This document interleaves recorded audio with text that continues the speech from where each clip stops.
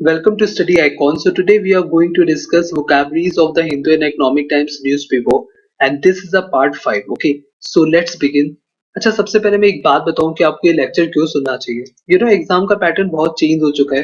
पहले आज से शायद 1-2 साल पहले तक कुछ जनरल इश्यूज पे आते थे, पैसेज आते थे, क्लोज टेस्ट आते था, आरसी आता था और एक इकोनॉमी रिलेटेड कुछ आ जाए तो आ जाए, और आए तो मतलब उसकी वोकैब बहुत ही सिंपल रहती थी।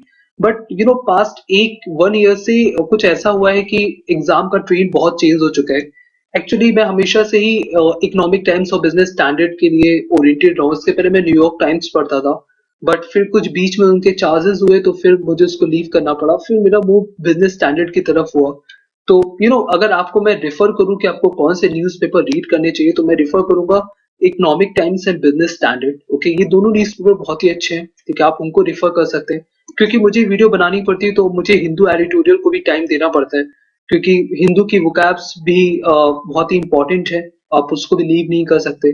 तो बेसिकली मेरा जो एम है वो ये है कि मैं आपके लिए वो वोकैब लेके आऊं कि जो एग्जाम में आपको हमेशा मिले, ठीक है। तो ये वोकैब आपके लिए इसलिए इंपॉर्टेंट है, ये vocab pure. So the first word is arcane. Arcane एक एग्जेक्टिव की तरह यूज होता है। इसका इंग्लिश मीन होता है secret and mysterious, therefore difficult to understand. मतलब गुप्त और रहस्यमयी बातें जिनको समझना मुश्किल है। मिस्टीरियस और सीक्रेट, रहस्यमयी और गुप्त बातें। सिनोनिम की बात करते हैं तो मिस्टीरियस, सीक्रेट, एसोटेरिक, हिडन। ठीक है, एक इंपॉर्टेंट सिनोनिम की बात करते हैं तो वो है सीक्रेट। क्यों? क्योंकि आर्केन अपने आप में एक टफ वर्ड है, टफ वोकैब है। अगर इसका सिनोनिम पूछा जाएगा तो इसका सिनोनिम क्या होगा? सीक्रेट। ओके, सीक्रेट क्योंकि सिंपल वर्ड आता है, और अगर वोकैब अगर टफ पूछ रहे हैं तो सिनोनिम एंटोनिम सिंपल पूछेंगे। ठीक है, ये अगर वोकैब इजी पूछ रहे हैं तो सिनोनिम एंटोनिम टफ पूछेंगे। ठीक है, जैसे सीक्रेट का सिनोनिम पूछे और वहां पे आर्केन लिखा हो तो आप आर्केन पे टिक लगाएंगे। ठीक है, ओके। एग्जाम्पल है, where was she pointing him with this arcane talk.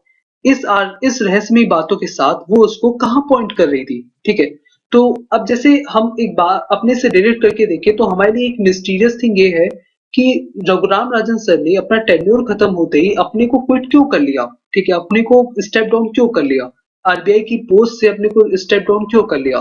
ठीक है, तो ये हमारे लिए रहस्यमयी बात है कि अपना वो चाहते तो अपना टेन्योर कंटिन्यू कर सकते थे, लेकिन उन्होंने अपने को स्टेप डाउन कर लिया। तो हम लोग को नहीं पता कि क्या रीजन है या फिर क्या सर्कमस्टेंसेस हुए वहां पे। ठीक है, तो ये हमारे लिए एक आर्केन टॉक है। ओके, ट्रिक होती है इसकी, ये सच में समझना मुश्किल है कि कुछ टीचर्स स्टूडेंट को केन से क्यों मारते हैं।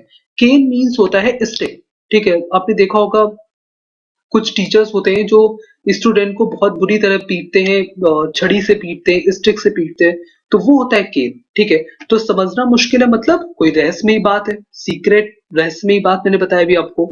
तो ये सच में समझना मुश्किल है, यानी समझना मुश्किल है, और केन यानी, ठीक है, तो मैं इसको आर्केन को केन से रिलेट कर रहा हूँ। तो ये सच में समझना मुश्किल है कि कुछ टीचर स्टूडेंट को केन से क्यों मारते हैं। Okay, second word is wallop. Wallop को हम वर्ब की तरह भी यूज करते हैं, नाउन की तरह भी यूज करते हैं। इसका हिंदी मीन होता है प्रहार, चोट, हराना। ठीक है, इंग्लिश बोलते हैं स्ट्राइक और हिट वेरी हार्ड, मतलब इतनी जोर से मारना कि वो इंजर हो जाए या फिर किसी को इंजरी हुई हो, तब वहां वॉलअप का यूज करते हैं। ठीक है, वैसे तो वॉलअप जो टर्म है बहुत ही हाईली नेगेटिव टर्म है, बट अब इसका मॉडर्न वे में यूज करने लगे हम हराने में, डिफीट करने में। ठीक है, तो इसका अब एक बहुत ही इंपॉर्टेंट सिनोनिम बन गया है, वो है डिफीट। तो सिनोनिम अगर इसका इंपॉर्टेंट अगर है तो वो है डिफीट। ठीक है, तो वॉलअप के सिनोनिम्स हैं बीट, क्रैक, स्मैक, डिफीट। ठीक है, तो smack and defeat are both important synonyms of wallop word. Antonyms इसके प्रेज, अपहोल्ड। एग्जाम्पल की बात करते हैं तो वो है India walloped England to seal ODI series. India ने इंग्लैंड को हराकर ओडीआई सीरीज को अपने कब्जे में कर लिया। ठीक है, ट्रिक है इसकी, मार के डर से वो वॉल के ऊपर चढ़ गया। देखिए ये जो बॉय है ये मार के डर से वॉल के ऊपर चढ़ गया। ठीक है, तो मार के डर से मतलब चोट के डर से। ठीक है, मतलब उसको कोई मारेगा उस डर से ये वॉल के ऊपर चढ़ गया, तो वॉल के ऊपर चढ़ गया मतलब वॉल अप। ठीक है, तो इसका मतलब ये होता है। Next word is infringement. Infringement को हम नाउन की तरह यूज करते हैं। इसका हिंदी मीन होता है उल्लंघन, किसी चीज, किसी रूल को ब्रेक करना। ठीक है, किसी रूल का वॉयलेशन करना। The action of breaking the terms of law agreement, उसको बोलते हैं उल्लंघन। सिनोनिम्स होते हैं contravention, outrage, infraction, violation. Outrage एक बहुत ही इंपॉर्टेंट इसका सिनोनिम है। आउटरेज आपको न्यूज़पेपर में भी बहुत मिलता होगा। तो आउटरेज मीन्स होता है वायलेशन, किसी रूल को तोड़ना, ठीक है।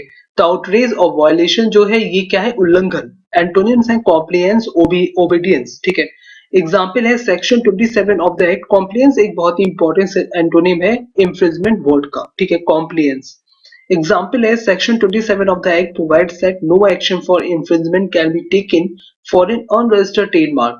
सेक्शन एक्ट का 27 सेक्शन जो है वो ये कहता है कि कोई इन उल्लंघन का कोई भी केस नहीं लिया जा सकता किसी अनरजिस्टर्ड ट्रेडमार्क के लिए, किसी अनरजिस्टर्ड कंपनी के लिए जो रजिस्टर्ड ना हो कंपनी, उसके लिए कोई भी एक्शन नहीं लिया जा सकता, उल्लंघन के लिए कोई भी एक्शन नहीं लिया जा सकता। ओके, ट्रिक होती है इसकी, इन फिरंगियों का बॉर्डर क्रॉस करके इंडिया में आना रूल ब्रेकिंग होता है, ठीक है। देखिए हम मैं इसको यहाँ पे इनको इनसे रिलेट कर रहा हूँ, ठीक है, इन हिंदी वर्ड में कह रहा हूँ इन फिरंगियों को, ठीक है। इन्फ्रिंजमेंट मतलब इन फिरंगियों का बॉर्डर क्रॉस करके इंडिया में आना रूल ब्रेकिंग होता है। रूल ब्रेकिंग मतलब उल्लंघन होता है, ठीक है।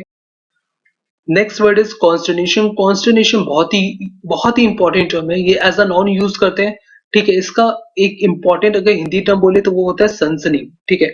तो वैसे इसके तीन टर्म बताता हूँ, घबराहट, व्याकुलता, सनसनी। अ फीलिंग ऑफ एंजाइटी और dismay to create something unexpected. जब भी कुछ अनएक्सपेक्टेड होता है, आप जिस चीज को एक्सपेक्ट नहीं कर रहे होते निगेटिव वे में, ठीक है, तो जब भी वो चीजें होती हैं तो आपके अंदर एकदम से घबराहट हो जाती है, ठीक है, उसको बोलते हैं फीलिंग ऑफ एंजाइटी। ओके, तो टोटली फीलिंग से रिलेट करता है, बट इसका एक मॉडर्न वे में यूज होता है सनसनी के रूप में, ठीक है। सिनोनिम्स इसके होते हैं डिस्मे, एंजाइटी, वरी। एक इंपॉर्टेंट सिनोनिम की बात करें तो वो है एंजाइटी, ओके। एंटोनिम्स होते हैं एश्योरेंस, काम, सिक्योरिटी, एक्सेट्रा, ओके। एग्जांपल होते हैं Trump caused consternation in December 2015 by seeing a ban on all Muslims traveling to the United States। United state में सभी ट्रैवल करने वाले मुस्लिम पे बैन कहकर या बैन लगाकर दिसंबर 2015 में ट्रंप जो है सनसनी का कारण बने, ठीक है। तो कॉन्स्टर्नेशन, सनसनी, ओके। घबराहट, घबराहट और सनसनी, आप इन दो वर्ड से याद करिए कॉन्स्टर्नेशन को, ठीक है। ट्रिक होता है मॉन्स्टर नेशन में आतंक फैलाते हैं। देखिए मॉन्स्टर या कॉन्स्टर, बात एक, दोनों राइम कर रहे हैं, ठीक है ना, मॉन्स्टर कॉन्स्टर। तो मॉन्स्टर नेशन में यानी मॉन्स्टर नेशन में क्या करते हैं, आतंक फैलाते हैं। आतंक भी बोलते हैं हम कॉन्स्टरनेशन को, सनसनी भी बोलते हैं इसको, ठीक है। तो मॉन्स्टर जो है नेशन में आतंक फैलाते हैं, तो कॉन्स्टरनेशन के एक और हिंदी वर्ड होता है वो होता है आतंक, ठीक है। तो मॉन्स्टर नेशन में आतंक फैलाते हैं, ठीक है। तो आप इसको यहाँ से रिलेट कर सकते हैं। Next word is scathing. Scathing को एग्जेक्टिव की तरह यूज करते हैं, एसएससी सीजन में भी पूछा गया है, द हिंदू का टर्म है, ठीक है। इंग्लिश मीन होता है सेवरली क्रिटिकल, मतलब गंभीर रूप से कोई महत्वपूर्ण बात होती है, कोई तीखी बात होती है, उसको बोलते हैं severally critical, okay. Hindi mean होता है तीखा, यानी कोई तीखी बात, जो मैंने आपको बताया, कोई कड़वी बात, कुछ कड़वा बोलना, कुछ कड़वा सुनना, ठीक है। हानि पहुंचाने वाला। सिनोनिम्स होते हैं scam, blistering, devastating, ferocious, fierce, harsh. अगर यहाँ पे दो इंपॉर्टेंट सिनोनिम है, एक है डिवास्टेटिंग और एक है फेरोशियस, ठीक है। एंटोनिम्स होते हैं कॉम्प्लीमेंट्री, जेंटल, माइल्ड। माइल्ड एक बहुत ही इंपॉर्टेंट एंटोनिम है। एग्जाम्पल है Rahul Gandhi launched a scathing attack on the prime minister. Rahul Gandhi ने प्राइम मिनिस्टर पर तीखा हमला करा। तीखा हमला मतलब तीखी बात बोलना, कुछ कड़वी बात बोलना, ठीक है, उसको बोलते हैं। ट्रिक होती है ट्रैफिक रोड पे स्केटिंग करना, स्केथिंग हो सकता है। देखिए scathing and skating are both rhymes, okay. So scathing को हम स्केटिंग से रिलेट कर रहे हैं, तो देखिए जैसे यहाँ पे स्केटिंग कर रहे हैं बच्चे, रोड पे स्केटिंग कर रहे हैं, तो इनका स्केटिंग करना स्केथिंग है, इनका स्केटिंग करना इनको हानि पहुंचा सकता है, ठीक है। तो स्केटिंग को हम स्केटिंग से रिलेट कर रहे हैं। Next word is sacrosanct.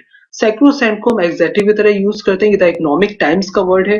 इसका हिंदी मीन होता है पवित्र, पुण्यमय, रक्षणीय। देखिए हर वर्ड के, हर किसी भी वोकैब के दो से तीन मतलब निकल सकते हैं। देखिए इससे पवित्र, पुण्यमय और रक्षणीय, इसके तीन मतलब है। सिनोनिम्स होते हैं इसके सैक्रेड, सिक्योर, सेफ, मतलब धार्मिक, सुरक्षित। एंटोनिम्स है इसके इररिलीजियस, ओपन, प्रोफेन। प्रोफेन मतलब अपवित्र, कोई अपवित्र चीज होती है तो प्रोफेन बोलते हैं। देखिए यहाँ पे एक बहुत ही अच्छा वोकैब है प्रोफेन। प्रोफेन मीन्स होता है अपवित्र, ठीक है, जो कोई चीज पवित्र नहीं होती उसको बोलते हैं प्रोफेन। एग्जाम्पल है all three forces army air force and navy, मतलब जितनी all three forces are treated as sacrosanct in India, मतलब ये इंडिया में रक्षणीय मानी जाती है। ठीक है, जितनी भी तीन फोर्सेस हैं, सभी तीन forces army air force and navy ये इंडिया में रक्षणीय मानी जाती है। ठीक है, तो सैक्रोसेंट के तीन मतलब होते हैं, एक होता है पवित्र और एक होता है रक्षणीय, एक होता है पुण्य में। ठीक है, अगर दो इंपॉर्टेंट हिंदी वर्ड बोले तो पवित्र और रक्षणीय। ठीक है, ट्रिक है इसकी, जहां सैकड़ों संत होते हैं वहां वो जगह पुण्यमय हो जाती है। तो देखिए सैकड़ों सेंट, सैकड़ों संत। ठीक है, देखो हम इससे रिलेट कर सकते हैं, सैकड़ों सेंट, सैकड़ों संत। ओके, तो सैकड़ों जहां पे सैकड़ों सेंट होते हैं, देखिए यहाँ पे सैकड़ों सेंट है, मतलब ये जगह बहुत ही पुण्यमय है। ठीक है, वो जगह पुण्यमय। Next word is indict. Indict verb की तरह यूज होता है, इकोनॉमिक टाइम्स का वर्ड है ये। इंडिक्ट मीन्स होता है इल्जाम लगाना, दोष लगाना, एक्यूज ऑफ। ठीक है, एक्यूज मतलब क्या होता है, दोष लगाना। ठीक है, एक्यूज मतलब होता है दोषी, कोई दोषी पर्सन होता है उसको बोलते हैं एक्यूज। ठीक है, he is accused person. Synonyms होते हैं एक्यूज, इनकल्पेट। एंटोनिम्स होते हैं एक्सोनरेट। एक्सोनरेट बहुत ही इंपॉर्टेंट वर्ड है अपने आप में, एक्सोनरेट बहुत ही इंपॉर्टेंट वर्ड है। एक्सोनरेट इंडिक्ट का एंटोनिम है, अपोजिट वर्ड है। Example है, he sat in jail 8 months until a grand jury was called which refused to indict him. वो जेल में 8 महीने तक रहा जब तक ग्रांड जूरी ने उसको बुलाया नहीं और उसको दोषी मानने से मना नहीं कर दिया। ठीक है, ट्रिक होती है इसकी India plus city, India court. देखिए देखिए इंडिक्ट लिखा है ना, इंडिक्ट मतलब इंडिया और सिटी मतलब कोर्ट, मतलब इंडिया कोर्ट, मतलब इंडियन कोर्ट में क्या होते हैं, फैसले होते हैं, जो दोषी लोगों के फैसले होते हैं कि दोषी है कि निर्दोष है।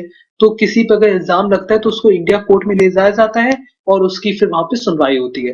तो इंडिक्ट को हम कैसे रिलेट कर सकते हैं, India plus city, India plus court. ठीक है, नेक्स्ट वर्ड इज परनीशियस।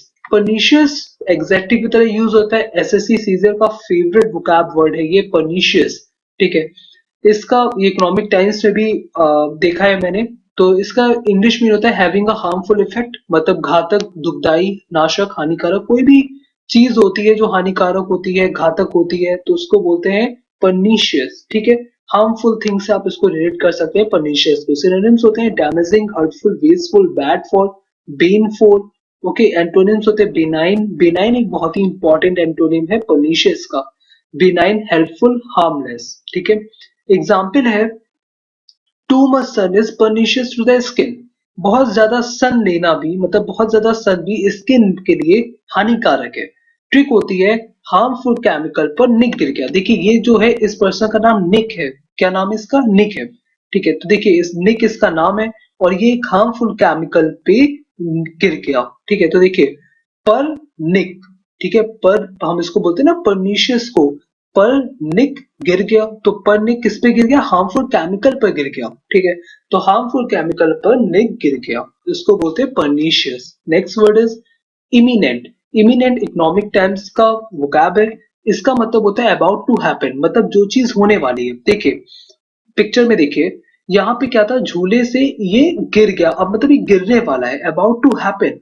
ठीक है, ये गिरने वाला है, ये जमीन पे, ग्राउंड पे गिरने वाला है, झूले से उछल के ये जमीन पे गिरने वाला है, तो अबाउट टू हैपन। ठीक है, इमिनेंट का वैसे तो बहुत सारे मीनिंग होते हैं, पर इसका अगर एक अप्रोप्रिएट, अगर मैं हिंदी वर्ड बोलूं तो इसका मतलब होता है अभी होने वाला, जो चीज होने वाली होती है, अबाउट टू हैपन। एंटोनिम्स होते हैं डिस्टेंट, अवॉइडेबल, अनलाइकली, कोई अनलाइकली सिचुएशन होती है। एग्जाम्पल है are low sales, lack of growth, signalling imminent recession. मतलब क्या क्या लो सेल और ग्रोथ में कमी सिग्नल कर रही है आने वाले रिसेशन का।